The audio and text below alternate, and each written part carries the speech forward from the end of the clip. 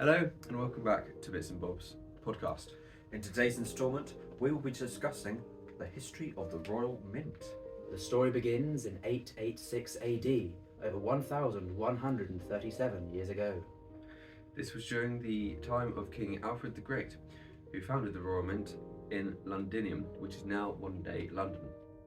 The first coin struck of Alfred the Great was a penny, as shown on the screen.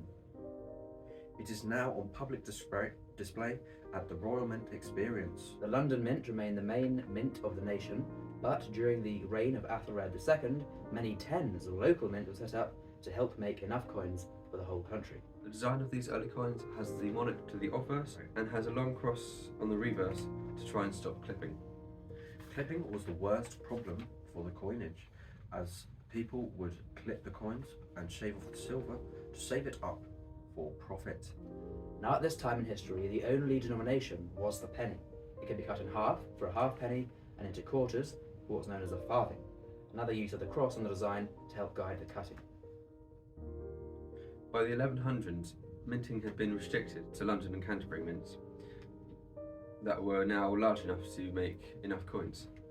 As the population grew, it was decided to move the Royal Mint to one new location in London, where all the coins were made by the Royal Mint. The location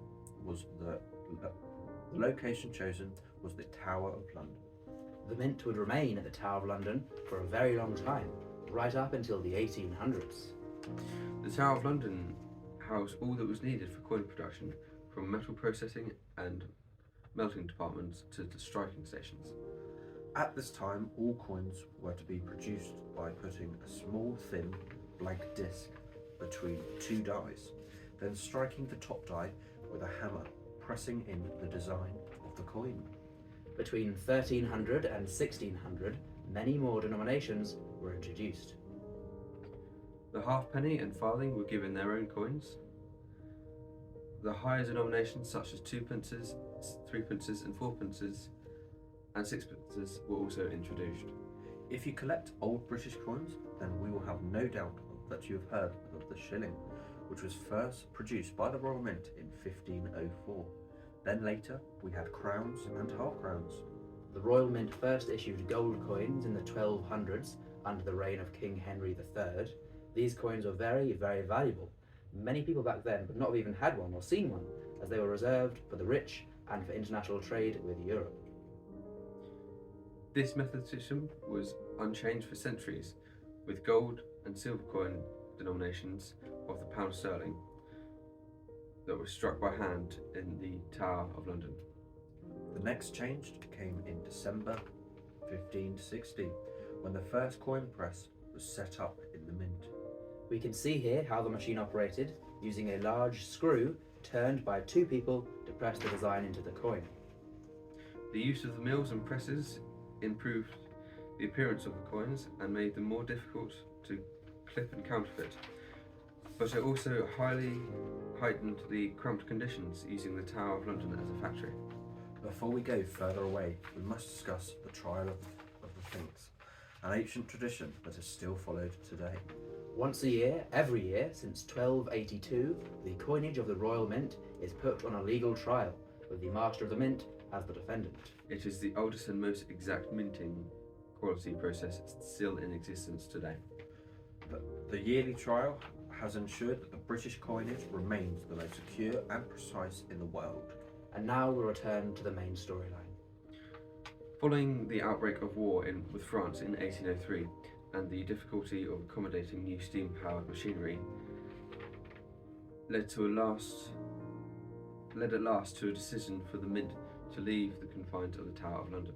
By August 1812, the keys of the old mint were finally delivered to the constable of the Tower. Tower Hill in London became the new base of the Royal Mint. The Royal Mint had its own 24/7 Royal Guard to protect the large amounts of silver and gold used at the mint. Very shortly after the move to the Tower Hill,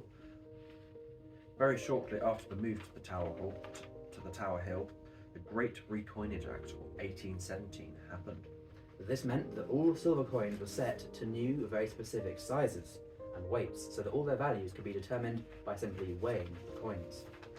A threepence weighed half a sixpence, a shilling weighed half a florin, so a bag of coins would simply be weighed to find its value. The gold sovereign also returned to the recoinage. Finally, the recoinage was also the time in history when the Royal Mint began keeping exact records of how many coins they have made, what we call today the mintage figures. Nothing much changed for decades to come other than the gradual shift from steam power to electricity to power the mint in the 1880s. As well as a few expansions, as more coins were needed for the growing empire. As talks began in the 1960s to go decimal, it was recognised that to make all the new coins, the Tower Mint would no longer be large enough and the mint would need to move again. It was decided in 1967 to move the Royal Mint to Llantrisant in Wales, the first time the mint would move out of London in over a millennium.